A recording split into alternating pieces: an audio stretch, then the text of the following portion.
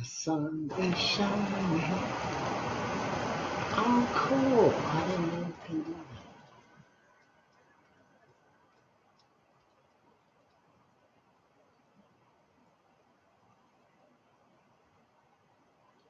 that. Oh, nice. Hey, what's happening? Actually, I'm looking at this new. Uh, I didn't realize this thing does this where you can invite people. So this is fun, just doing it for fun. Okay. All right. Anyway, now what happens? Now I can't get rid of it. Oh, done. Okay. Wow. Hey, everybody. We got less than 2 minutes. B fam, what's up, Ryo? Karen, long time, yes. Hey, old friend. You know, that reminds me. What was that song? Old friends. It's so nice to see you again. But anyway, Karen, you know, whenever I see your name, I laugh. I think about that great going away party y'all gave me in Washington D.C. Hey, Vicky, going all the way back to PS 125. Grant projects in the house. What's up, Kamathi? Glad to see you again. Nephew, all right, April, Cuzzo in the house. Hey, Kimberly Griffin. Oh my God, am I supposed to call y'all, Kimberly? My bad. Will do. Okay. All right, just remember that. Hey, Laurel, welcome. Yeah, Kim, I'll miss you too. We got less than a minute. I'll talk about today's topic, but all is well. Isn't it all well? You're here. You know one of the things, by the way, that I noticed is when I reload this broadcast to YouTube, as you're listening to it, you hear it go, and at first I was like, what's the matter? Does it like sound like a tape dragging? But that's when people do that. They press the like and the love buttons. You don't see them on YouTube, but you hear them. So if you go listening to it on YouTube and you hear all the, that's what it is. Okay. 12 o'clock noon, let's roll. What's up, Kenneth? Always in Spurs season. Look, welcome to Glue Wednesday. If this is your first time, Glue, Glue, God's love undoes everything. A lot of times people, you know, I'm very word sensitive, and I always remind people that there's power in the words. And control your vocabulary. Don't let your vocabulary control you.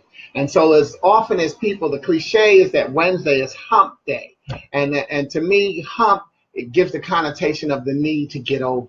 And I like to look at Wednesday as the day of the week that it's the middle of the week. It's the glue. It's the day that keeps the weekend and the week beginning together. And remember that sometimes people's week don't actually start on Monday. So even that hump day connotation doesn't always work. But in 7 days of the week, Wednesday is the middle day.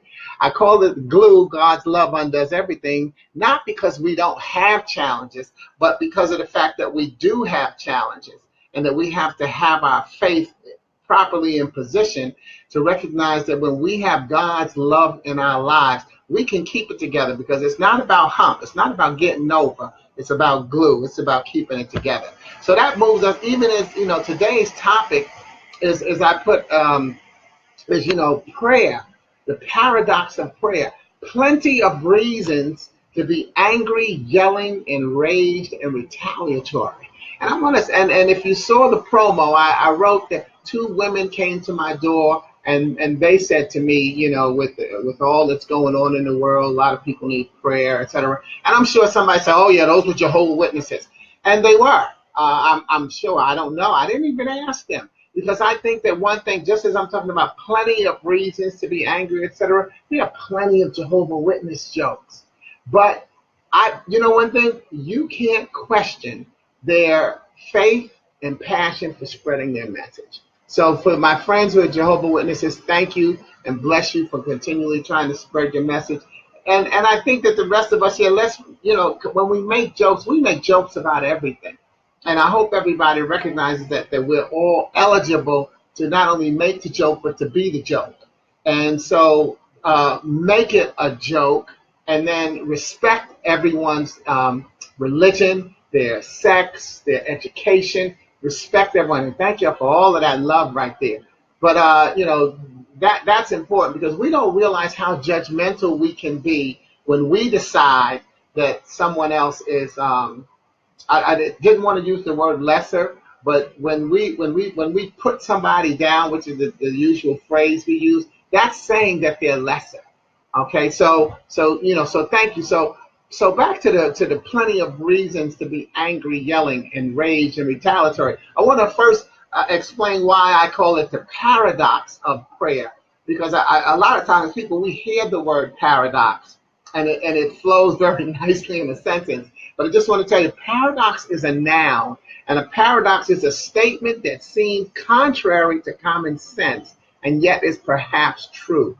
A statement that seems contrary to common sense and yet perhaps is true. So in other words, I'm saying, is prayer, uh, you know, uh, is prayer really, plenty of reasons to be angry, yelling, enraged, and retaliatory?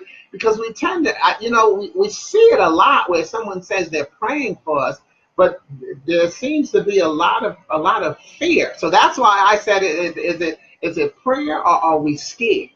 Because if to me, if you're praying, then being scared needs to be moved off the menu, out of the picture. And so I'll get to that later as well, because I want to talk about how important it is to pray in faith, not fear. But try, recognize that we shouldn't be scared. And are we praying for people, or are we scared for people? Are we praying for people? Or are we scared for people? What's your prayer doing? Hurricanes, politics, injustice. Yes, there are plenty of reasons to be angry. And I call those the public injustices, or the public atrocities. But here's some of other things I've listed: abuse, suicide, trust, confidence, self-esteem, finance, health. Those are mental, physical, and spiritual challenges that we have. See, so though, to me, that's the stuff that I really want to see us praying for. The political and the politics people. Somebody's voting for somebody. Okay, everybody's got a different opinion. The hurricanes and natural disasters, those are God created, and those are going to happen. You can pray for them, but they're not going away.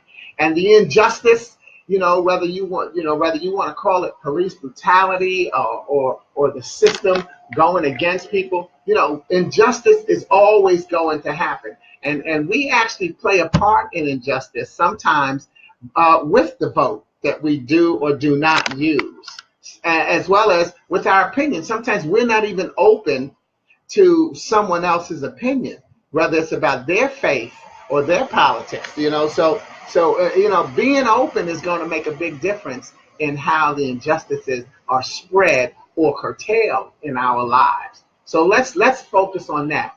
And two things I wanted to bring up. One is the storm. I once heard a chaplain say that the real lesson behind the story of the three little pigs is not that it matters what type of house you build, but the fact that the storm is coming.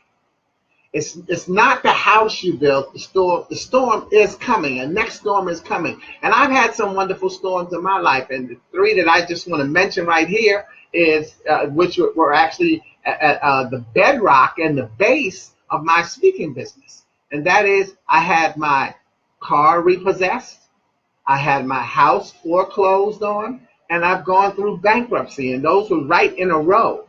And I remember, when they first came to take the car, when they first came to repossess the car, they came to my door and at night and said, "We're here, to talk to you about the case of blank versus Ruspody King." I'm saying, well, I've never actually heard of that case.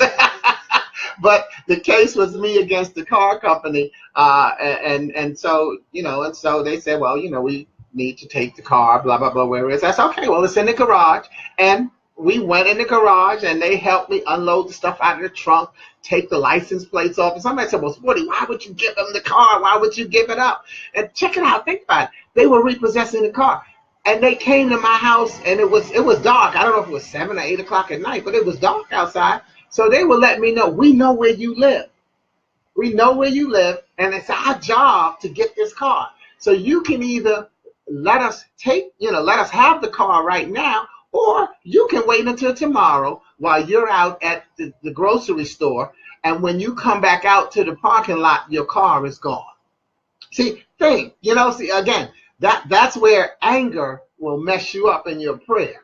Where you anger, well, they don't have the right to do this. You know what I did when they finished taking the car? I went and sat down on my couch. I pointed to my TV. I said, oh, those are my curtains. This is my couch. That's my living room set. And I recognized that that was not my car.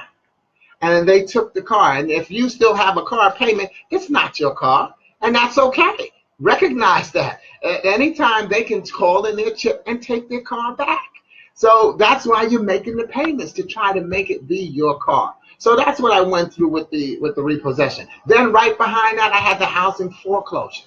And this is all while I was in Chicago. And when they take your house, the housing foreclosure, again, I'm sitting there, I'm laughing. See, I laugh at these trials and tribulations because I know I'm going to get my testimony. That's how strong my faith is.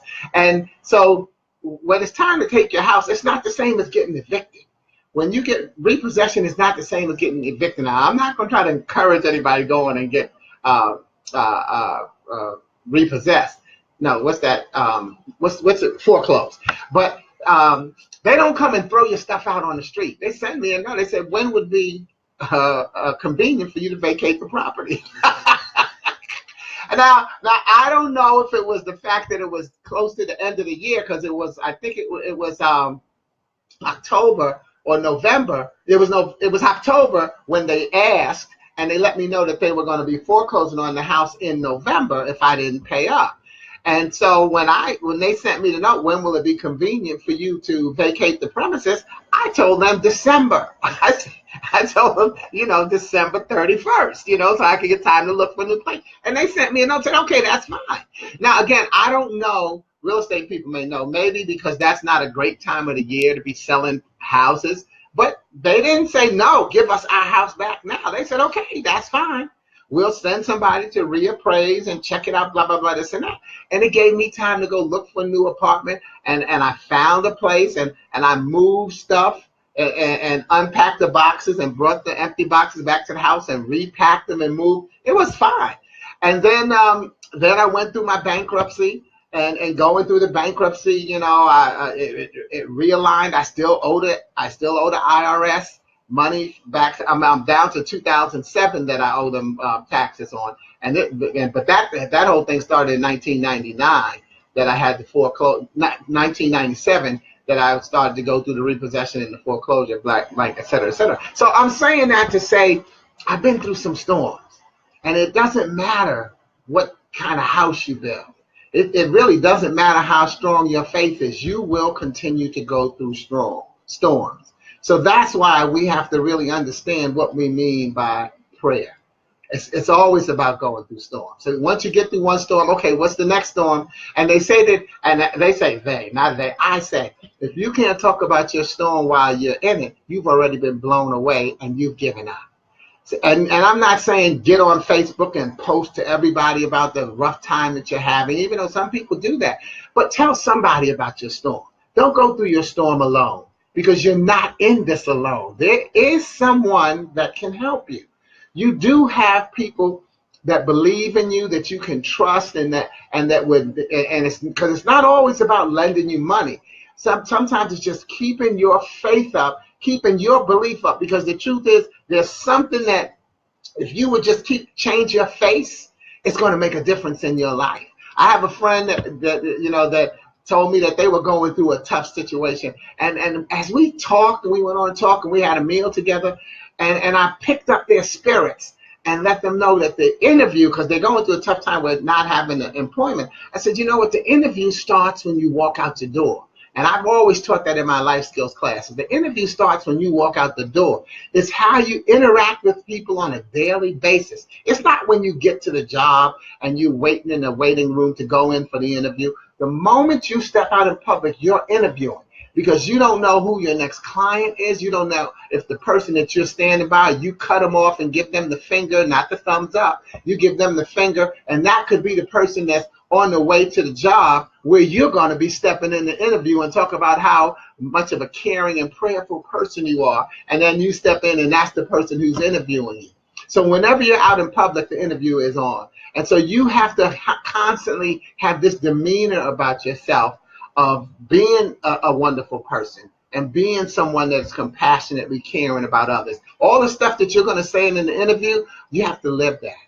As a speaker, one of the things I say, I don't practice what I preach what I practice. And I had to learn that it's so important to hear what you say, because sometimes we will give people advice that we would not take.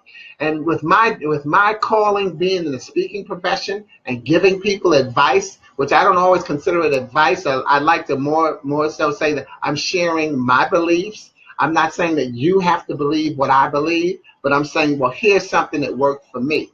See how you can apply that to what you're going through and turn it around, because motivation is internal. I inspire people and they have to motivate themselves. And so that's why I love when you give me praise and you thank me for helping you, because you know what? I can't do that without your input. When I know that I did this and that to help someone, it allows me to repeat that message and help somebody else. So keep giving me that feedback. Don't think that I don't need it and don't want it. So again, we're all going through some storms. I remember stepping outside my storm and looking at it and cracking up laughing. Yeah, while they took the car, took the house, did the bankruptcy, I actually had to laugh at myself. I had like double conversation, because I'm saying, wow, look at God using me. I'm going to get a testimony out of this. And you see, now I'm sharing the testimony in advance. I knew that in advance. But then I had that second conversation with myself to say, wait a minute, am I crazy? How can I step out here and be laughing at this? And again, then that third conversation came back and said, it's because your faith is that strong. And yes, God is using it. So actually, that was a third conversation. That was that first one coming back and saying, this is why you're doing this, 40. This is why you're doing what you do, listener. Your life is a roadmap for somebody. Keep living your life and find ways to stay positive. Yes, you're going to have a lot of negative situations in your life. Yes, there's plenty of negative news. Good news doesn't sell. So even if you have to watch the news, which, by the way, I don't watch the news. I get the news from Facebook. I get the news from you. I hear about it.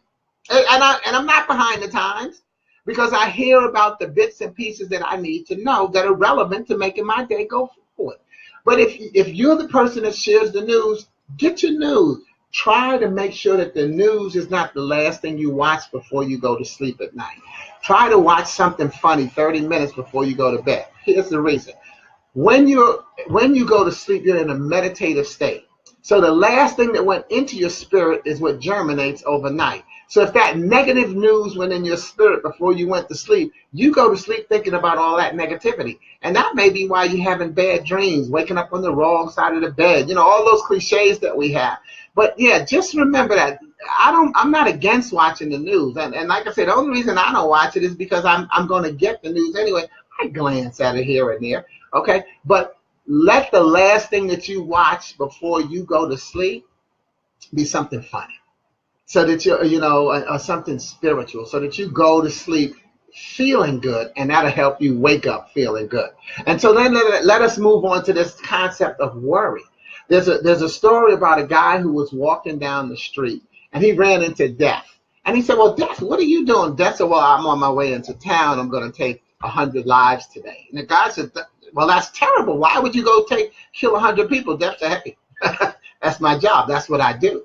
So the guy ran ahead of Death into the town to try to warn everybody that Death was coming to take all the 100 people's lives. That night, as the guy's on the trail again, he's walking, he runs into Death again. He says, Death, man, you lied to me. You said you were going to take 100 people. How come 1,000 died today? And Death looked at him. He said, I kept my word. I didn't lie. I took 100 people. Worry took the rest. Death took 100, 900 were taken by worry. And you see, worry is the absence of faith. Ladies and gentlemen, prayer is a strong thing. It's not letting yourself be angry and remorseful. It's a powerful thing. And worry is the absence of faith. We have to have a strong faith. And when we hear that, we like that biblical quote of having the faith the size of a mustard seed. That's a picture That's a picture. It's a play on words. And what it's saying is, remember, life is about going from one puzzle to the next. You're either a small, medium, or large piece of the puzzle. But without you, and no matter what size piece of the puzzle you see yourself as, the puzzle is incomplete without you. So that mustard seed is when you're a small piece of the puzzle. Your prayer and your faith is important. So even if your prayer and your faith is the mustard seed in the puzzle, please share it. Please take care of your mustard seed so that the people who are in the medium and the large chunks of the puzzle of faith can do what they have to do, because they need that background support as well. Faith for me, Faith, feeling as if there's hope.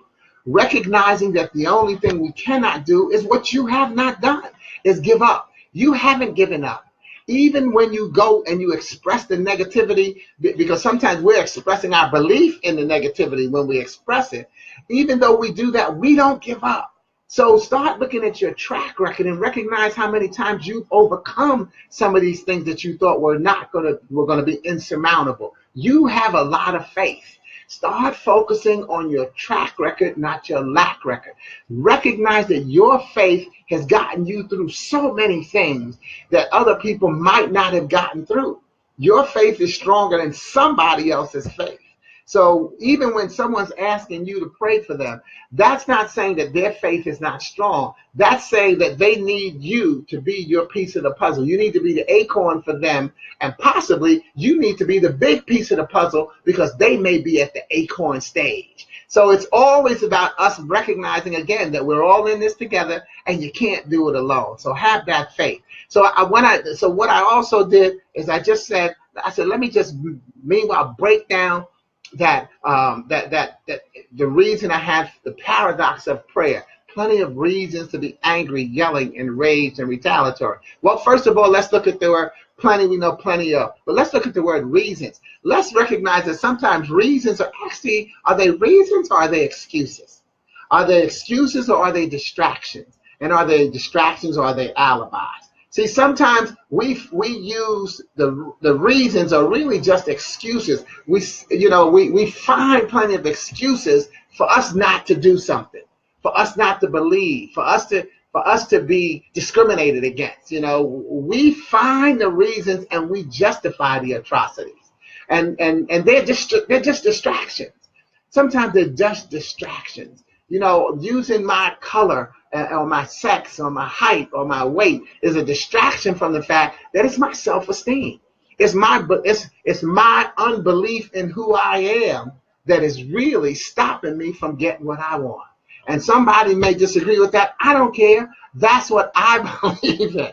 I believe that when I focus on what I need, it's no different than someone saying goal setting, following your passion, chasing your dream. If you believe in yourself, you have to recognize that you are going to have distractions, storms, and challenges on the way. You don't get this clear path to I'm going to be wonderful and I'm going to be financially successful. You have to go through some stuff to get where you're going to be. So don't let your reasons actually be alibis, distractions, or excuses. Anger is a controlling emotion. As a reactionary emotion. If I can keep you angry, I can control you. So try not to let people get you angry, because the person who gets you angry then has your focus on them instead of on yourself. And that's how they can control you. And when you're yelling, you're out of control. Yelling is out of control. I can't stay calm. You see the people both, I have to stay calm. I can't stay calm. It's my birthday. You have to stay calm. When someone can get you to yell, think about it. You lose focus when you yell. And even the next word, which is enraged, rage is where you're seeing red. You don't see what's going on. And that's what's happening when you're yelling. Because you've just lost control and you're enraged. You don't hear what the other person's saying. So you can't come to reason. So try not to yell. And I know parents say, well, you got to yell at kids. Sure, you have to raise your voice and discipline, but this is not the topic right now. We're talking about yelling at somebody, being angry at what's going on in our world today. Why would you yell at a hurricane? Why would you yell at politics? Recognize that, even when you watch C-SPAN and those things, you don't see them yelling at one another. They're calmly trying to slam and stick daggers into one another about what's going on, so that their constituency can see that they're trying to do their job and try to convince the other person's constituency that they're letting them down. So try not to yell. And then the other R is retaliatory. Oh, by the way, and then the E in the paradox of prayer is enraged. Okay, and I think that being enraged is a choice. You have a choice whether or not you're going to be calm or you're going to be enraged and incensed by what somebody's doing, because somebody's always going to do something. And so why don't you just make the choice to say, well, you know what? This is some ignorance that I don't need to deal with. I don't need to let my blood pressure go up on this. I don't need to be stressed out on this. And being enraged, it's a choice. Yes, you're going to get angry in a clip, but don't stay there. Enraged is an elevation of anger. And anger is an emotion that you cannot control. There are going to be reasons to be angry. But the thing is, do you keep the anger? Because it's what we do with the emotions that make a difference. And enraged is doing something with anger that turns it into a negative, and it makes people control us even more. And retaliatory, aren't we always praying the battle is not yours, it's the Lord? So therefore, how can we retaliate?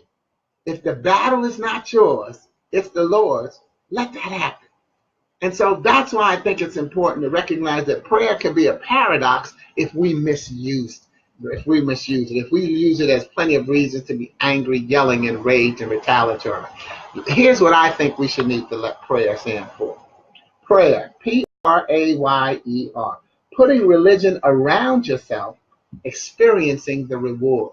Putting religion around yourself, experiencing the reward. Not saying being religious, okay? It's saying whatever is your faith, cloak yourself with that faith and that belief, and then experience the reward. Because what happens when does the reward come? Over time. Prayer is not answered at 3 o'clock as you want it, on the corner where you want to meet it. It's a time-sensitive thing. So if you believe, if your faith is strong, you'll put your religion around yourself and you will experience the reward, because it's a wonderful thing. And that's why I have, that's in my book, Ac-Firmations. And that's prayer, putting religion around yourself, experiencing the reward. And then I have 1, 2, 3, 4, 5, 6 for pray. And I'm just going to do these quickly. Pray, putting religion around yourself, same as prayer. Pray. Precious relationships around you. See, it's not just about religion. It's the precious relationships. It's the people that we have in our lives that encourage us to pray and whose prayers make a difference. Put relationships around you. Again, put those precious relationships. Put them there. Don't just hope they happen. Pick the people in your life who you want in your, you got to pick your first 5 rows. The people that you put in your life make a difference. So put relationships around you. And then also pray, P-R-A-Y, piously recognizing a yes. Piously recognizing a yes. In other words, when you pray, recognize when God answers your prayer.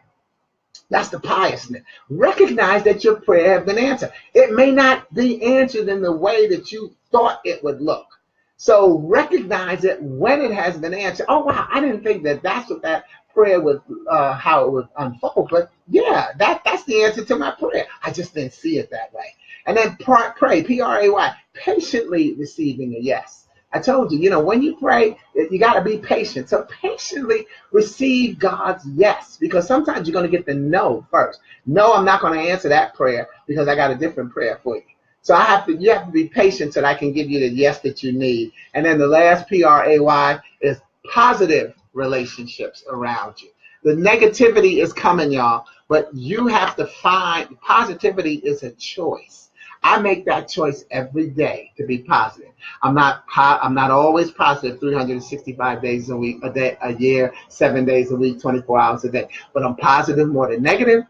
I'm up more than I'm down. I'm going forward more than I'm going backwards. And there's nothing wrong with reframing going backwards to recognizing every now and then, step back and look at your word.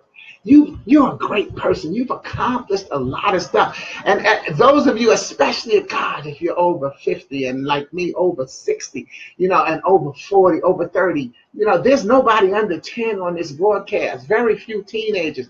You have gotten through some years. You've done some stuff.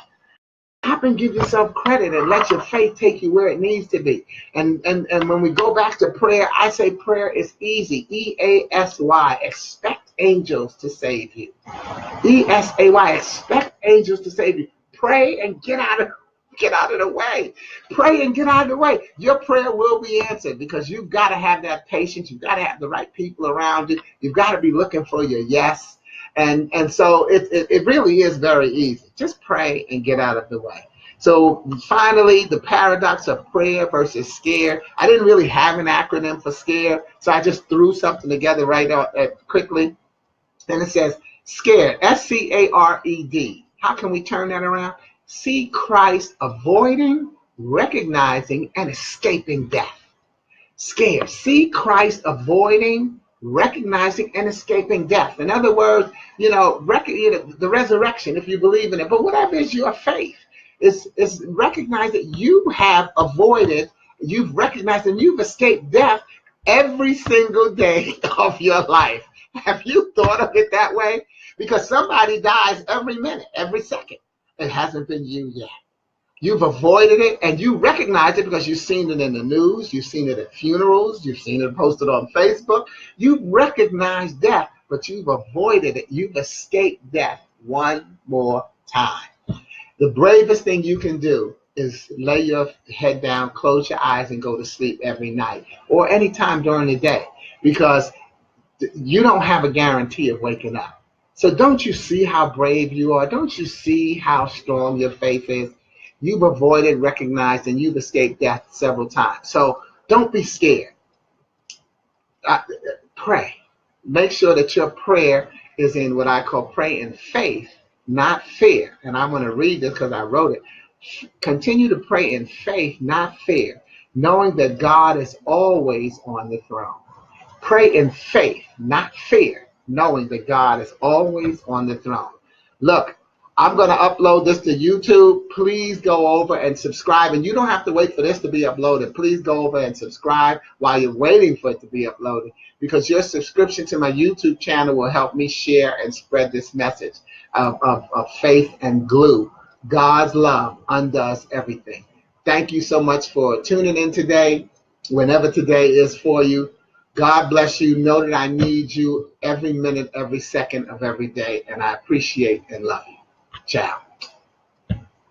Go on and throw some of them hearts and stuff so that at the end of the YouTube thing it has, click the likes and the love buttons right now. Go on. Thank you very much. I appreciate it. All right. Thanks again. Peace out, and I'll see y'all next week. There you go. Thank you. Yeah, there's on the YouTube. It's probably hearing. Isn't technology something? We own technology. See, this is us owning technology. That's right. If nothing else, technology needs us to come in and turn on the power. All right. Thanks for all the squishies and the love, the hearts, and the likes. We're all in this together. Yay! Woo! I'm feeling it raining down. Rain, R-E-I-G-N. Rain. Let God's love rain down on your life. And, P.S., by the way, even though time sensitive, thank God, and prayers out to all of those who experienced the hurricane. And it's great to see so many people posting that everything is okay, their power is back on. We love you. And again, we're praying for you in faith, not fear. I'm Sporty King. Over and out. Ciao.